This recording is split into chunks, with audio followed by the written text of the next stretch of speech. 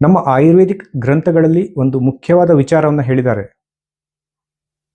ಅದೇನೆಂದ್ರೆ, ವಿನಾ ವಾತೇನ ನ ಶೂಲಂ, ವಿನಾ ಪಿತ್ತೇನ ನ ಭ್ರಮಃ, ನ ಕಫೇನ ವಿನಾ ಚರ್ದಿ, ನ ರಕ್ತೇನ ವಿನಾ ತಮಃ ಅಂತ ಉಲ್ಲೇಖ ಮಾಡಿದ್ದಾರೆ. ಅಂದರೆ ವಿನಾ ವಾತೇನ ನ ಶೂಲಂ, ವಾತದ ಇನ್ವಾಲ್ವ್ಮೆಂಟ್ ಇಲ್ಲದೆ ಯಾವುದೇ ರೀತಿಯ ನೋವು ಇರೋದೇ ಇಲ್ಲ. ಎಲ್ಲ ರೀತಿಯ ನೋವಿಗೂ ವಾತವೇ ಮುಖ್ಯ ಕಾರಣವಾಗಿದೆ.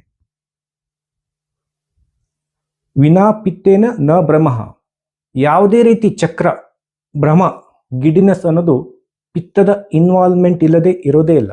ಎಲ್ಲ ರೀತಿಯ ಭ್ರಮಕ್ಕೂ ಕೂಡ, ಅಂದರೆ ಚಕ್ರಂ, ಗಿಡಿನೆಸ್ಗೂ ಕೂಡ ಪಿತ್ತನೇ ಕಾರಣವಾಗಿದೆ.